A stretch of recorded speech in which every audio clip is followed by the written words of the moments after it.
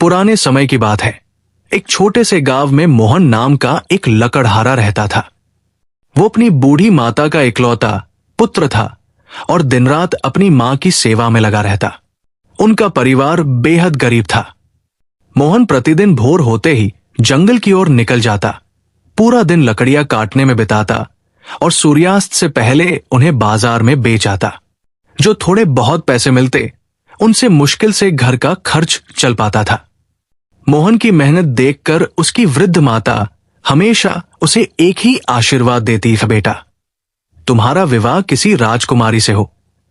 यह सुनकर मोहन हर बार मुस्कुरा देता और कहता, मां ये कैसी बात करती हो, कहां मैं एक गरीब लकड़हारा और कहां कोई राजकुमारी। लेकिन उसकी माता समझाते हुए कहती, बेटा इस संसार में सब किस्मत का खेल है। राजकुमारी भी तो आखिर मनुष्य ही है। अगर भाग्य ने साथ दिया तो असंभव भी संभव हो जाता है।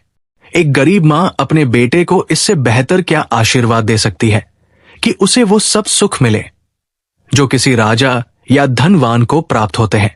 मां के आशीर्वाद मोहन के लिए अनमोल थे। वो पहले से भी अधिक लगन से अपनी माता की सेवा करता।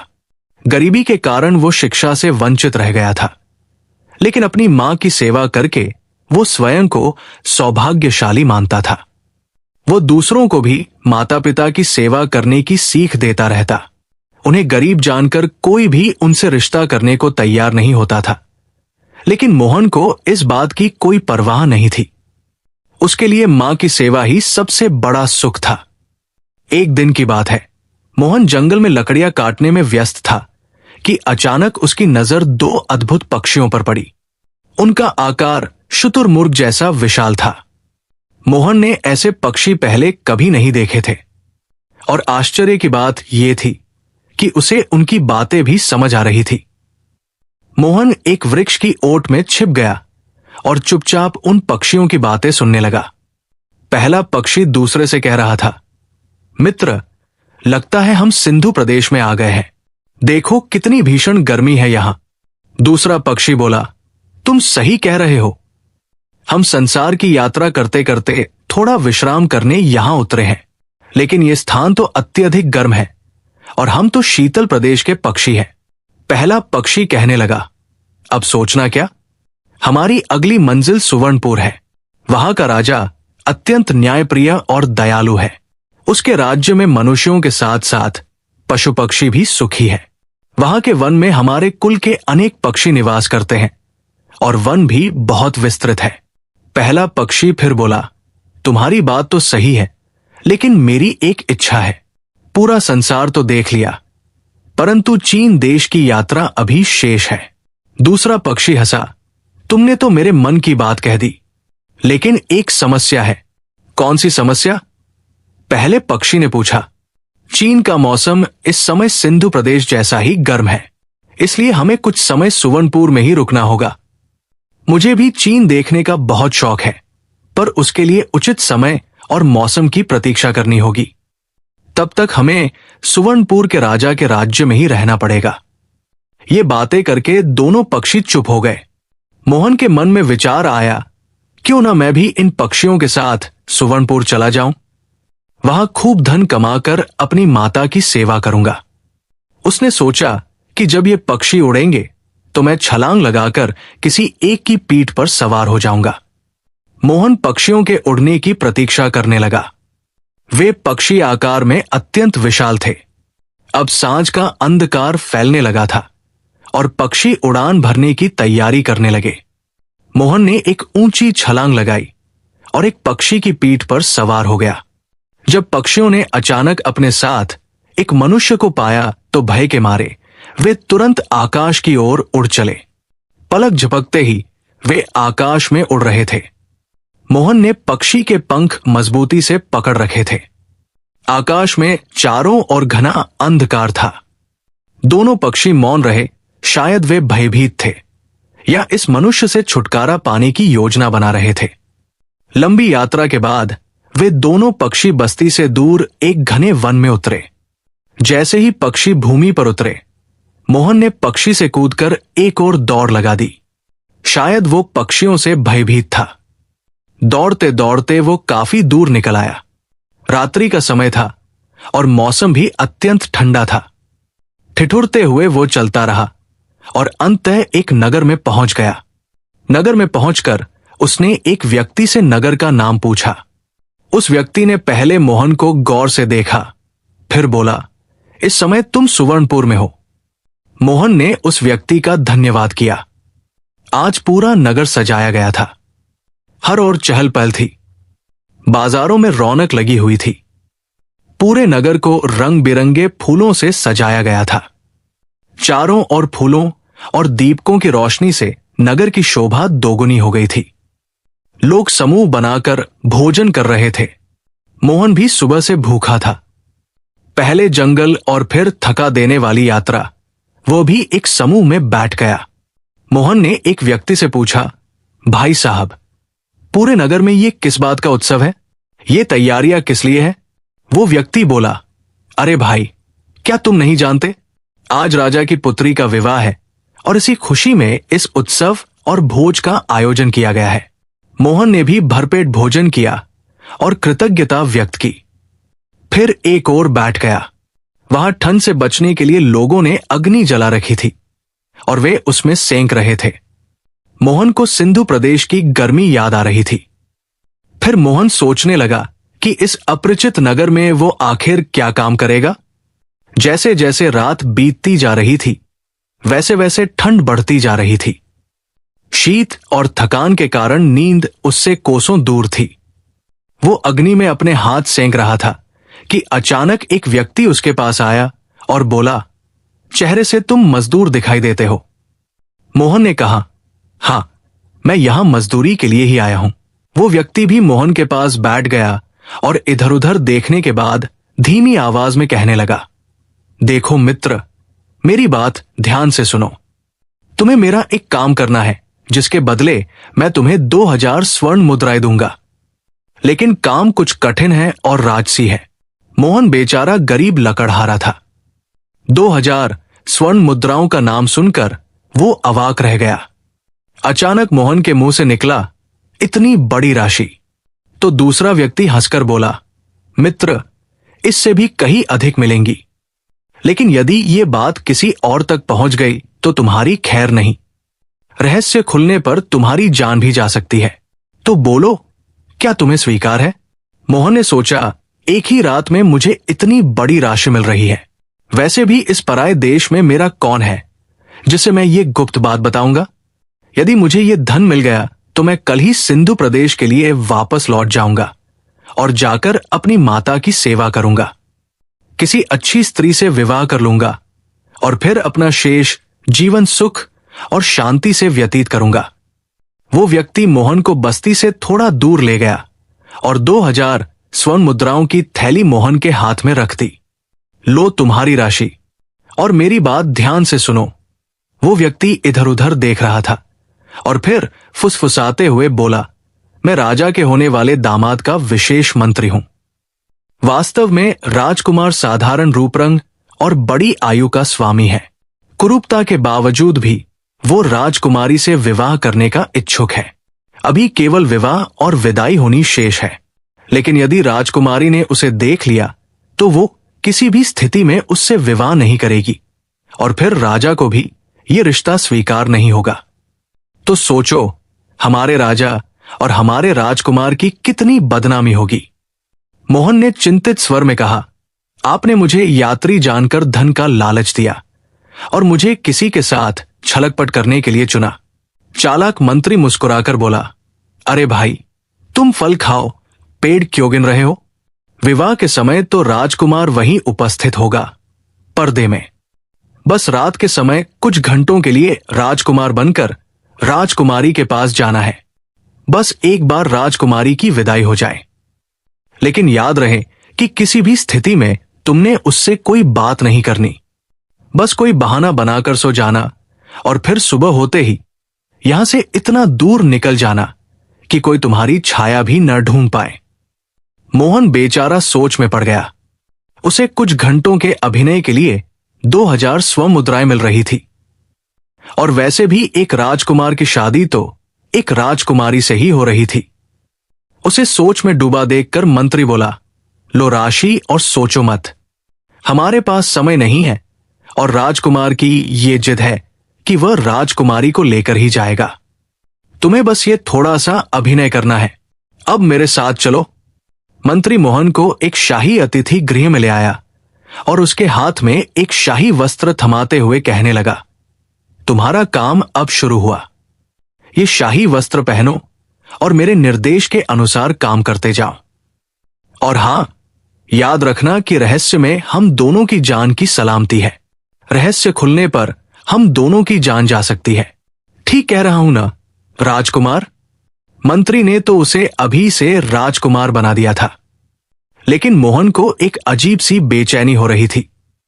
उसने वो शाही वस्त्र पहना और मंत्री के निर्देश के अनुसार चलने लगा। शाही रीति रिवाजों के अनुसार विवाह की सारी रस्में पूरी हो चुकी थी। वर और वधू के लिए महल के विशेष कक्ष को सजाया गया था। रात अभी शेष थी। मोहन लकड़हारे ने भयभीत होकर दुल्हन का घूंघट उठाया और राजकुमारी ने भी इतना सुंदर वर देखकर कृतज्ञता व्यक्त की, लेकिन वो वर की खामोशी देखकर आश्चर्यचकित जरूर हुई। क्या बात है, आप कोई बात क्यों नहीं कर रहे? वो मोहन की खामोशी पर परेशान हो गई। मोहन ने सोचा कोई बहाना करना चाहिए, वरना ये बार बार मुझसे यही सवाल पूछेगी। वास्तव में देवी, बात यह है कि मैंने एक मन्नत मानी है कि जब मेरा आपसे विवाह होगा तो मैं 3 दिनों तक किसी से बात नहीं करूंगा। इसलिए आप मेरी मजबूरी समझते हुए चुपचाप सो जाइए। जब 3 दिन बीत जाएंगे तो हम बहुत सारी बातें करेंगे और हमारे राज्य की यात्रा भी करेंगे। मोहन को उस समय अपनी माता की बहुत याद आ रही थी और उनका आशीर्वाद भी, बेटा तुम्हारा विवाह किसी राजकुमारी से हो। वो मन ही मन अपनी मां से कह रहा था, मां देखो मेरा विवाह एक राजकुमारी से हो गया, और वो भी सुवर्णपुर की इतनी सुंदर राजकुमारी से। मां, आज मैं बहुत प्रसन्न हूं कि आपकी सेवा और आपके आशीर्वादों के कारण मुझे चंद्रमा जैसी दुल्हन मिली। लेकिन मां, ये संसार बहुत क्रूर है। ऐसी भोली और सुंदर राजकुमारी से धोखा किया जा रहा है। मां, हम बेचारी राजकुमारी से धोखा क्यों करें? यदि मैंने राजकुमारी को सब कुछ सच बता दिया तो राजकुमार मुझे जीवित नहीं छोड़ेगा। मैं किसी से धोखा नहीं कर सकता मां, इसलिए मैं नगर छोड़कर जा रहा हूं। मैं जानता हूं कि आप मेरे कारण कितनी परेशान हो रही होंगी, लेकिन मैं वादा करता हूं कि दोबारा आपको कभी छोड़कर नहीं जाऊंगा। वो अपनी माता को याद करते हुए रो रहा था। आखिरकार प्रातःकाल का समय हो गया और दुल्हन गहरी नींद में सोई हुई थी। मोहन चुपके से उठा और एक नजर अपनी दुल्हन पर डाली। मंत्री की दी गई 2000 स्वमुद्राओं की थैली उसके सिरहाने रखते हुए और अपनी उंगली में पहनी शाही अंगूठी पर हाथ फेरते हुए स्वयं से कहा, हे राजकुमारी, यदि हो सके तो मुझे क्षमा कर देना। मोहन ने आंसू पोंछते हुए चुपचाप महल से बाहर का रुख किया और सूर्योदय से पहले दूर किसी वन में चला गया। पूरा दिन लगातार चलता रहा और चलते चलते जब थक गया तो एक वृक्ष के नीचे बैठ गया। वो यात्रा की थकान और भूख के कारण निढाल हो चुका था। उसके पास बस वो शाही अंगूठी थी जो राजकुमारी ने उसे उपहार में दी थी। वो वापस जाने की सोच रहा था कि उसे वही पक्षी दिखाई दिए जो उसे उड़ाकर वहां लाए थे। वे आपस में बातें कर रहे थे। मित्र, हमारे कुल के सारे पक्षी तो चीन प्रवास कर गए। अब हमारा यहां रुकना असंभव है। हम आज ही चीन की ओर प्रस्थान कर जाएंगे। और हां, वापसी में उस सिंधु प्रदेश के वन में अवश्य उतरेंगे जहां हमें वो मनुष्य मिला था। उस वन में आमों के बहुत वृक्ष है। याद है हमने कैसे आम खाए थे? मेरा मन चाहता है कि हम एक बार फिर वही जाकर आम खाएं। तुम्हारा क्या विचार है? दूसरे पक्षी ने भी सहमति जताई। तो अब उड़ने के लिए तैयार हो जाओ। मोहन की तो जैसे सुन ली गई। वो प्रसन्नता से दौड़ता हुआ आया और जोरदार छलांग लगाकर एक पक्षी की पीठ पर सवार हो गया। पक्षी भी अचानक मनुष्य से डरकर आकाश में ऊंचे उड़ गए और उड़ते उड़ते अंततः सिंधु प्रदेश के उसी वन में आकर उतरे जहां से वे उड़कर सुवर्णपुर की ओर गए थे। मोहन भी शीघ्रता से उतरा और बहुत सारे आम तोड़कर उन पक्षियों के सामने रख दिए। पक्षियों ने समझा कि ये मनुष्य हमें हानि नहीं पहुंचाएगा। वे आराम से आम खाने में लग गए और मोहन ने भी अपने घर का रुख किया। जब उसकी माता ने मोहन को देखा तो वो अत्यंत प्रसन्न हुई और खुशी के मारे अपने पुत्र को गले से लगा लिया। जब उसकी माता ने मोहन की सारी बातें सुनी तो वो भी बहुत प्रसन्न हुई। वहीं दूसरी ओर सुवर्णपुर में किसी ने मोहन का रहस्य खोल दिया था। जब राजा को राजकुमार की असली हकीकत का पता चला तो उसने राजकुमार और उसकी बारात को अपने राज्य से निकाल दिया।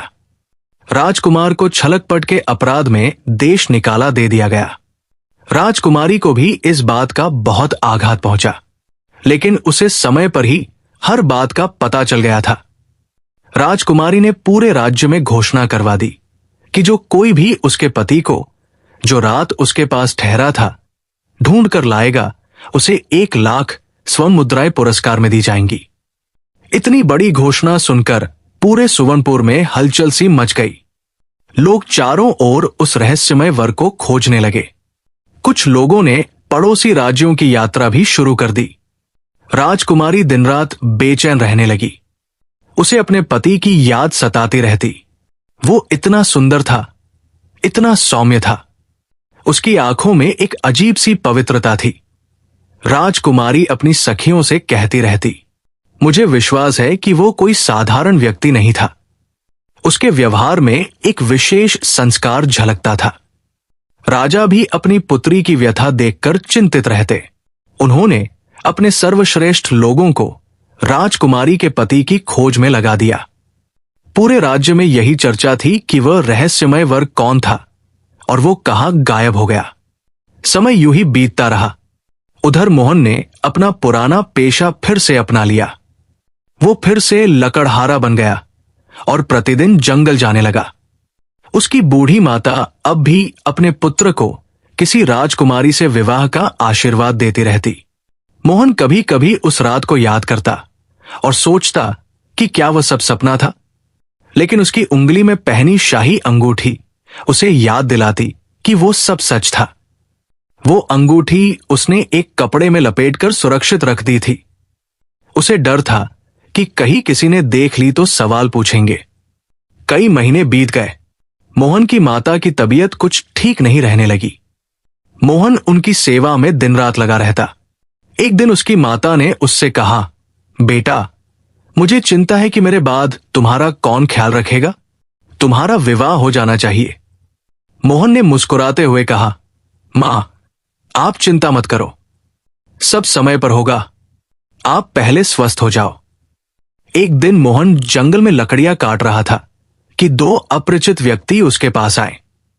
उनके वस्त्रों से लग रहा था कि वे किसी दूर के प्रदेश से आए हैं।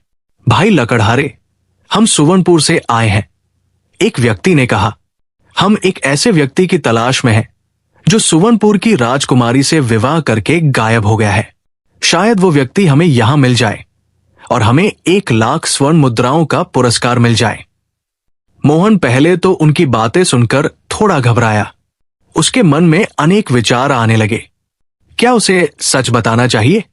क्या उसे इन लोगों पर विश्वास करना चाहिए? फिर उसने सोचा, यदि राजकुमारी मुझे खोज रही है तो इसका अर्थ है कि वो मुझसे मिलना चाहती है। शायद वो क्रोधित नहीं है। शायद वह भी उस रात को याद करती है। मोहन ने गहरी सांस ली और निर्णय लिया। मित्रों, उसने कहा, जिस व्यक्ति को तुम खोज रहे हो वो मैं हूं। दोनों व्यक्ति चौंक गए। उन्होंने एक दूसरे की ओर देखा। तुम? एक ने अविश्वास से पूछा। हां, मोहन ने कहा, और फिर उसने अपनी पूरी कहानी सुना दी। उसने बताया कि कैसे विशाल पक्षियों ने उसे सुवर्णपुर पहुंचाया, कैसे मंत्री ने उसे राजकुमार बनने के लिए राजी किया, और कैसे उसने धोखा देने के बजाय सच का मार्ग चुना और वहां से चला आया। लेकिन हमें विश्वास कैसे हो कि तुम सच कह रहे हो? दूसरे व्यक्ति ने पूछा। मोहन ने अपनी गठरी खोली और वो शाही अंगूठी निकाल कर दिखाई जो राजकुमारी ने उसे दी थी। अंगूठी पर सुवर्णपुर की राजमुद्रा अंकित थी। दोनों व्यक्तियों की आंखें चमक उठीं। ये तो राजकुमारी की विशेष अंगूठी है। एक ने उत्साहपूर्वक कहा, चलो हमें तुम्हें तुरंत सुवर्णपुर ले जाना होगा। लेकिन मेरी माता, मोहन ने चिंतित होकर कहा, तुम अपनी माता को भी साथ ले चलो। दोनों ने कहा, राजकुमारी ने आदेश दिया है कि जो भी उसके पति को लेकर आएगा उसका पूरा सम्मान किया जाएगा। मोहन अपने घर गया और अपनी माता को सब कुछ बताया। उसकी माता पहले तो विश्वास नहीं कर सकी, फिर उसकी आंखों में आंसू आ गए। बेटा, मैंने तो बस आशीर्वाद दिया था, मुझे नहीं पता था कि यह सच हो जाएगा। वो भावुक होकर बोली, तुम्हारी ईमानदारी और सच्चाई ने ही ये चमत्कार किया है। 3 दिनों की यात्रा के बाद वे सुवर्णपुर पहुंचे। जैसे ही राजकुमारी को खबर मिली कि उसके पति को खोज लिया गया है, वो दौड़ी दौड़ी महल के द्वार पर आई। जब उसने मोहन को देखा तो उसकी आंखों में आंसू आ गए। आप ही थे, मुझे पता था कि आप कोई साधारण व्यक्ति नहीं हैं। राजा ने भी मोहन और उसकी माता का भव्य स्वागत किया। जब मोहन ने पूरी सच्चाई बताई कि कैसे मंत्री ने उसे छल के लिए राजी किया था और कैसे उसने 2000 स्वर्ण मुद्राएं राजकुमारी के सिरहाने छोड़कर सच्चाई का रास्ता चुना, तो राजा अत्यंत प्रभावित हुआ। तुमने ईमानदारी का मार्ग चुना, राजा ने कहा। तुम सच्चे पुरुष हो। मुझे गर्व है कि मेरी पुत्री का पति इतना सच्चा और ईमानदार है। उस कुटिल मंत्री को पकड़ लिया गया और उसे उचित दंड दिया गया। राजा ने घोषणा की कि वो झूठे राजकुमार के साथ मिलकर राजकुमारी को धोखा देने की योजना बना रहा था। फिर राजकुमारी का विवाह भव्य रूप से मोहन से कर दिया गया। पूरे नगर को सजाया गया। 7 दिनों तक उत्सव मनाया गया। पूरे राज्य में खुशियां मनाई गई। मोहन की माता को भी राजमाता का सम्मान दिया गया। उन्हें महल में विशेष कक्ष दिया गया और उनकी हर सुविधा का ध्यान रखा गया। वृद्ध माता अपने पुत्र की खुशी देखकर अत्यंत प्रसन्न थी। बेटा, उन्होंने मोहन से कहा, मैंने तो बस आशीर्वाद दिया था, लेकिन तुम्हारी ईमानदारी, तुम्हारी सच्चाई और माता पिता के प्रति तुम्हारी सेवा ने ही ये सब संभव किया है। राजकुमारी भी मोहन की माता की बहुत सेवा करती और उन्हें अपनी माता मानती। समय बीतता गया। मोहन और राजकुमारी का जीवन सुख और शांति से व्यतीत होने लगा। राजा ने धीरे धीरे राज्य के कार्यों में मोहन को भी शामिल करना शुरू कर दिया। मोहन की बुद्धिमत्ता और न्यायप्रियता देखकर प्रजा भी उससे प्रसन्न थी। एक दिन राजकुमारी ने मोहन से पूछा, आपने उस रात मुझे सच क्यों नहीं बताया? मोहन ने मुस्कुराते हुए कहा, मैं सच बताना चाहता था, लेकिन मुझे डर था कि इससे आपको कष्ट होगा और मुझे यह भी डर था कि मेरी जान को खतरा हो सकता है। इसलिए मैंने चुपचाप चले जाने में ही भलाई समझी। लेकिन आपकी याद मुझे हमेशा सताती रही और वे 2000 स्वर्ण मुद्राएं जो आपने मेरे सिरहाने छोड़ी थी, वो धन आपका था। राजकुमारी ने कहा। नहीं, मोहन ने सिर हिलाया। वो धन छल और धोखे का था। मैं उसे स्वीकार नहीं कर सकता था। मेरी माता ने मुझे सिखाया है कि ईमानदारी से कमाया गया एक सिक्का भी बेईमानी से कमाए 1000 सिक्कों से बेहतर है। राजकुमारी की आंखें नम हो गई। आप सचमुच अद्भुत हैं। मुझे गर्व है कि आप मेरे पति हैं। कुछ महीनों बाद राजा ने घोषणा की कि वो अपनी आयु के कारण राजपाट से विश्राम लेना चाहते हैं। उन्होंने मोहन को अपना उत्तराधिकारी घोषित किया। तुम में वे सभी गुण हैं जो एक आदर्श राजा में होने चाहिए। ईमानदारी, न्यायप्रियता, दया और प्रजा के प्रति प्रेम, राजा ने कहा। मोहन ने विनम्रता पूर्वक कहा, लेकिन महाराज, मैं तो एक साधारण लकड़हारा हूं। मुझे राज्य चलाने का कोई अनुभव नहीं है। अनुभव तो समय के साथ आ जाएगा, राजा ने समझाया। लेकिन चरित्र और संस्कार वो जन्मजात होते हैं और तुम में वे सब है। इस प्रकार मोहन लकड़हारा सुवर्णपुर का राजा बना। उसका राज्याभिषेक बड़ी धूमधाम से हुआ। पूरे राज्य में उत्सव मनाया गया। लेकिन मोहन ने अपनी सादगी नहीं छोड़ी। वो प्रतिदिन प्रजा की समस्याएं सुनता और उनका निवारण करता। उसने राज्य में कई सुधार किए। गरीबों के लिए विशेष व्यवस्था की। उसने याद रखा कि वो स्वयं एक गरीब लकड़हारा था, इसलिए गरीबों की पीड़ा को वो अच्छी तरह समझता था। मोहन के शासनकाल में सुवर्णपुर और भी समृद्ध हो गया। उसकी न्यायप्रियता और दयालुता की कहानियां दूर दूर तक फैल गई। पड़ोसी राज्यों के राजा भी उससे मित्रता करने आने लगे। एक दिन दरबार में एक वृद्ध व्यक्ति आया। उसके वस्त्र फटे हुए थे और चेहरे पर थकान के निशान थे। दरबारियों ने उसे रोकने का प्रयास किया, लेकिन मोहन ने उन्हें रोक दिया। हर व्यक्ति को राजा से मिलने का अधिकार है, चाहे वो कितना भी गरीब क्यों न हो, मोहन ने कहा। आओ पिताजी, क्या समस्या है? वो वृद्ध व्यक्ति आगे बढ़ा और बोला, महाराज, मैं बहुत दूर से आया हूं। मेरे गांव में भयंकर सूखा पड़ा है। हमारे पास पीने के लिए पानी नहीं है और फसलें सूख गई है। मैं अपने गांव की ओर से आपसे सहायता मांगने आया हूं। मोहन तुरंत उठ खड़ा हुआ। यह तो बहुत गंभीर बात है। आपका गांव कहाँ है? महाराज, हमारा गांव आपके राज्य की सीमा से बाहर है। हम पड़ोसी राज्य चंद्रपुर में रहते हैं, लेकिन हमारे राजा इस समय युद्ध में व्यस्त है और प्रजा की सुध लेने वाला कोई नहीं है। इसलिए मैंने सोचा कि शायद आप हमारी मदद कर सकें। दरबारी फुसफुसाने लगे, महाराज, ये तो दूसरे राज्य का मामला है, हमें इसमें नहीं पड़ना चाहिए। लेकिन मोहन ने उन्हें चुप करा दिया। संकट में फंसे लोग किसी राज्य की सीमा नहीं देखते। मनुष्यता सबसे बड़ा धर्म है। मोहन ने तुरंत अपने मंत्रियों को आदेश दिया कि उस गांव में अनाज, पानी और अन्य आवश्यक सामग्री भेजी जाए। साथ ही उसने अपने इंजीनियरों को भेजा कि वे वहां कुएं खोदने की व्यवस्था करें। वृद्ध व्यक्ति की आंखों में आंसू आ गए। महाराज, आप महान हैं। आपने बिना किसी स्वार्थ के हमारी सहायता की। ये खबर जब चंद्रपुर के राजा को मिली तो वो स्वयं सुवर्णपुर आया और मोहन से मिला। राजन, मैं अपनी प्रजा की उपेक्षा के लिए लज्जित हूं, चंद्रपुर के राजा ने कहा, और आपकी दयालुता के लिए कृतज्ञ हूं। आपने मुझे एक बड़ा पाठ पढ़ाया है। मोहन ने विनम्रता पूर्वक कहा, राजन, हम सब मनुष्य हैं। कभी कभी परिस्थितियां ऐसी हो जाती है कि हम अपने कर्तव्य से भटक जाते हैं। महत्वपूर्ण यह है कि हम अपनी गलतियों से सीखें।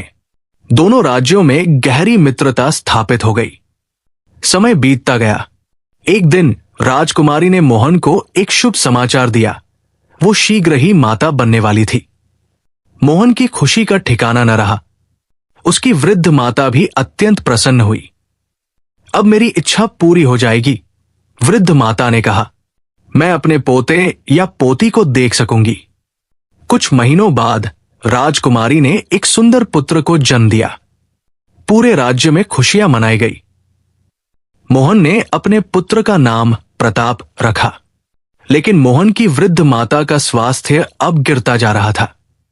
वो अधिकांश समय बिस्तर पर ही रहती। मोहन राज्य के सभी कार्यों के बाद हर रोज अपनी माता की सेवा में समय बिताता। एक दिन उसकी माता ने उसे अपने पास बुलाया। बेटा, मेरा समय अब पूरा हो रहा है, वो धीमी आवाज में बोली। नहीं मां, ऐसी बात मत करो। मोहन की आंखों में आंसू आ गए। बेटा, जीवन और मृत्यु तो प्रकृति का नियम है, माता ने समझाया। मैं अपने जीवन से संतुष्ट हूं। मैंने अपने बेटे को एक गरीब लकड़हारे से राजा बनते देखा। मैंने अपनी बहू को देखा, अपने पोते को देखा। अब मुझे कोई इच्छा शेष नहीं है। लेकिन मां, मोहन रो पड़ा। बेटा, बस एक बात याद रखना, माता ने कहा। तुम्हारी ईमानदारी और सच्चाई ने ही तुम्हें यहां तक पहुंचाया है। कभी भी इन गुणों को मत छोड़ना। चाहे कितनी भी बड़ी कठिनाई आए, हमेशा सत्य का मार्ग चुनना। कुछ दिनों बाद मोहन की माता ने अंतिम सांस ली। पूरे राज्य में शोक की लहर दौड़ गई। 13 दिनों तक राज्य में शोक रहा।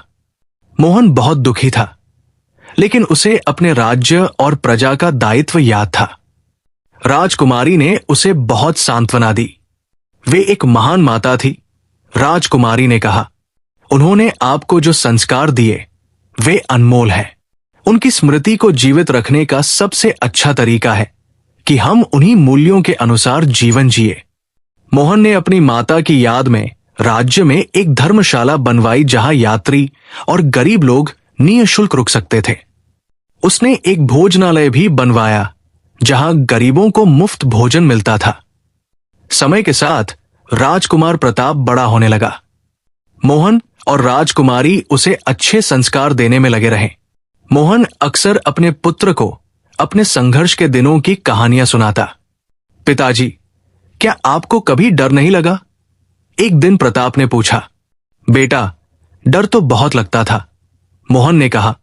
जब मैं उन विशाल पक्षियों की पीठ पर सवार था, जब मैं अपरिचित नगर में अकेला था, जब मैंने राजकुमारी से सच छुपाने का निर्णय लिया, हर मोड़ पर भय था। लेकिन मैंने हमेशा सही काम करने का प्रयास किया। और आपने 2000 स्वर्ण मुद्राएं क्यों छोड़ दी? प्रताप ने पूछा। क्योंकि वो धन बेईमानी का था, मोहन ने समझाया। मैं उसे लेकर अपनी माता के सामने कैसे जाता? वे हमेशा कहती थी कि ईमानदारी सबसे बड़ा धन है। एक दिन दरबार में एक अजीब घटना घटी। एक व्यक्ति आया और उसने दावा किया कि वो वही राजकुमार है जिसकी जगह मोहन ने ली थी। मैं असली राजकुमार हूं, उसने दावा किया। मोहन एक धोखेबाज है जिसने मेरी जगह ले ली। दरबार में हलचल मच गई। कुछ लोग फुसफुसाने लगे। मोहन शांत बैठा रहा। तुम्हारे पास इसका क्या प्रमाण है? मोहन ने पूछा। मेरे पास वो अंगूठी है जो राजकुमारी ने अपने पति को दी थी। उस व्यक्ति ने एक अंगूठी दिखाई। राजकुमारी ने वो अंगूठी देखी और मुस्कुरा दी। ये तो वही अंगूठी है जो मैंने उस झूठे राजकुमार को दी थी, जो विवाह के समय पर्दे में छिपा था। असली अंगूठी तो मैंने अपने सच्चे पति को दी थी। मोहन ने अपनी उंगली पर पहनी असली शाही अंगूठी दिखाई। दोनों अंगूठियों में स्पष्ट अंतर था। ये व्यक्ति वही कुटिल मंत्री है जिसे हमने देश निकाला दिया था। एक पुराने दरबारी ने पहचाना। उसने वेश बदल लिया है। पहरेदारों ने उस व्यक्ति को पकड़ लिया। पूछताछ में पता चला कि वो सचमुच वही मंत्री था जो बदला लेने आया था। तुमने फिर से झूठ का सहारा लिया, मोहन ने उससे कहा। लेकिन सत्य हमेशा विजयी होता है। मैं तुम्हें क्षमा करता हूं, लेकिन तुम्हें अपने कर्मों का फल भुगतना होगा। मंत्री को कठोर दंड दिया गया। इस घटना के बाद मोहन की प्रजा में उसके प्रति और भी अधिक श्रद्धा बढ़ गई। लोग कहने लगे कि सुवर्णपुर को एक सच्चा और ईमानदार राजा मिला है। कुछ वर्ष बीत गए। राजकुमार प्रताप अब युवा हो गया था। वो अपने पिता की तरह ही विनम्र, ईमानदार और प्रजा के प्रति समर्पित था। मोहन ने उसे राज्य के कार्यों में शामिल करना शुरू कर दिया था। एक दिन एक व्यापारी दरबार में आया। वो बहुत परेशान दिख रहा था। महाराज, मैं एक समस्या लेकर आया हूं, व्यापारी ने कहा। मैं पड़ोसी राज्य उत्तरपुर से व्यापार करके लौट रहा था। रास्ते में डाकुओं ने मुझे लूट लिया। मेरा सारा माल और धन छीन लिया। अब मैं पूरी तरह बर्बाद हो गया हूं। यह घटना कहां हुई? मोहन ने पूछा। महाराज, यह हमारे राज्य और उत्तरपुर के बीच के जंगल में हुआ, व्यापारी ने बताया। वो क्षेत्र किसी के नियंत्रण में नहीं है। वहां डाकुओं का राज चलता है। मोहन चिंतित हो गया। यह तो गंभीर समस्या है। अगर व्यापारी सुरक्षित नहीं है तो व्यापार कैसे चलेगा? उसने तुरंत उत्तरपुर के राजा को संदेश भेजा। कुछ दिनों बाद उत्तरपुर का राजा विक्रम सिंह स्वयं सुवर्णपुर आया। राजन मोहन, मुझे भी इस समस्या की जानकारी है, विक्रम सिंह ने कहा। मेरे राज्य के व्यापारी भी इन डाकुओं से पीड़ित है, लेकिन वो क्षेत्र दोनों राज्यों की सीमा पर है, इसलिए दोनों में से कोई भी उसकी जिम्मेदारी नहीं लेता। तो क्यों न हम दोनों मिलकर इस समस्या का समाधान करें? मोहन ने सुझाव दिया। हम उस क्षेत्र को संयुक्त रूप से नियंत्रित कर सकते हैं और व्यापारियों की सुरक्षा सुनिश्चित कर सकते हैं। विक्रम सिंह प्रसन्न हुआ। यह बहुत अच्छा विचार है। हम दोनों मिलकर एक सुरक्षा व्यवस्था बना सकते हैं। दोनों राजाओं ने मिलकर एक योजना बनाई। उन्होंने उस क्षेत्र में संयुक्त सुरक्षा बल तैनात किया। कुछ ही महीनों में डाकुओं का सफाया हो गया और व्यापारिक मार्ग सुरक्षित हो गया। इस घटना से दोनों राज्यों में गहरी मित्रता स्थापित हुई। व्यापार बढ़ा और दोनों राज्य समृद्ध हुए। लेकिन एक दिन एक नई समस्या आ खड़ी हुई। सुवर्णपुर में एक भयंकर बीमारी फैल गई। लोग तेजी से बीमार पड़ने लगे। राज्य के वैद्य भी इस बीमारी का इलाज नहीं ढूंढ पा रहे थे। मोहन बहुत चिंतित था। वो रोज रोगियों को देखने जाता और उनकी सहायता करता। राजकुमारी ने उसे समझाया कि वो सावधान रहे, लेकिन मोहन ने कहा, जब मेरी प्रजा संकट में है तो मैं कैसे दूर रह सकता हूं। एक दिन एक वृद्ध वैद्य दरबार में आया। महाराज, मैंने इस बीमारी के बारे में सुना है। ये बीमारी पानी से फैलती है। नगर के कुओं का पानी दूषित हो गया है, तो हमें क्या करना चाहिए? मोहन ने पूछा। महाराज, हमें तुरंत नए कुएं खोदने होंगे और पुराने कुओं को साफ करना होगा। साथ ही लोगों को स्वच्छता के बारे में शिक्षित करना होगा। मोहन ने तुरंत कार्यवाही की। उसने पूरे राज्य में स्वच्छता अभियान चलाया। नए कुएं खोदे गए, पुराने कुओं को साफ किया गया। वैद्यों की टोलियां गांव गांव घूमकर लोगों का इलाज करने लगी। मोहन स्वयं भी इस अभियान में सक्रिय रूप से शामिल रहा। वो गांव गांव जाकर लोगों को स्वच्छता के बारे में समझाता। कुछ महीनों की कड़ी मेहनत के बाद बीमारी पर काबू पा लिया गया। प्रजा अपने राजा की समर्पण भावना से बहुत प्रभावित हुई। इसी बीच राजकुमार प्रताप युवा हो गया था। मोहन ने सोचा कि अब उसके विवाह का समय आ गया है। पुत्र, अब तुम्हारे विवाह के बारे में सोचना चाहिए। एक दिन मोहन ने प्रताप से कहा, पिताजी, मैं आपके निर्णय पर छोड़ता हूं। प्रताप ने विनम्रता से कहा। मोहन ने पड़ोसी राज्यों में संदेश भेजे। कई राजाओं ने अपनी पुत्रियों के लिए प्रस्ताव भेजे, लेकिन मोहन ने निर्णय प्रताप पर छोड़ा। एक दिन उत्तरपुर के राजा विक्रम सिंह आए। मित्र मोहन, मेरी एक पुत्री है रत्नावली। वो बहुत ही विनम्र और शिक्षित है। मैं चाहता हूं कि उसका विवाह तुम्हारे पुत्र प्रताप से हो। इससे हमारे राज्यों के बीच की मित्रता और भी मजबूत हो जाएगी। मोहन ने प्रताप की राय ली। प्रताप ने कहा, पिताजी, आप जो उचित समझें। दोनों परिवारों की सहमति से प्रताप और रत्नावली का विवाह तय हो गया। विवाह की तैयारियां शुरू हो गई। पूरे राज्य में खुशी का माहौल था, लेकिन मोहन ने यह सुनिश्चित किया कि विवाह में अनावश्यक खर्च न हो और बचा हुआ धन गरीबों की भलाई में खर्च किया जाए। विवाह का दिन आया। दोनों राज्यों के लोग उत्सव मनाने आए। विवाह बड़ी धूमधाम से हुआ, लेकिन सादगी के साथ। रत्नावली बहुत ही सुशील और गुणवान युवती थी। वो राजकुमारी से भी बहुत कुछ सीखने लगी। राजकुमारी उसे सुवर्णपुर की परंपराओं और मूल्यों के बारे में बताती। एक दिन रत्नावली ने राजकुमारी से पूछा, माताजी, राजा महाराज की कहानी बहुत प्रेरणादायक है, लेकिन उन्होंने इतनी कठिनाइयों के बाद भी अपनी सादगी कैसे बनाए रखी? राजकुमारी मुस्कुराई। बेटी, सच्ची महानता सादगी में ही है। तुम्हारे ससुर जी ने कभी भी ये नहीं भूला कि वे एक साधारण लकड़हारे थे। उनकी माता ने उन्हें जो संस्कार दिए, वे आज भी उनमें जीवित है। समय बीतता गया। एक दिन मोहन ने अपने दरबारियों को बुलाया और एक महत्वपूर्ण घोषणा की। मैंने निर्णय लिया है कि अब मैं राजपाट से विश्राम लूंगा। मोहन ने कहा, मेरा पुत्र प्रताप अब इस योग्य हो गया है कि वो राज्य का कार्यभार संभाले। दरबारियों में हलचल मच गई। कुछ ने विरोध किया, लेकिन महाराज, आप अभी भी स्वस्थ और सक्षम हैं। राज्य को आपकी आवश्यकता है। मोहन ने मुस्कुराते हुए कहा, मित्रों, हर चीज का एक समय होता है। युवा पीढ़ी को मौका मिलना चाहिए।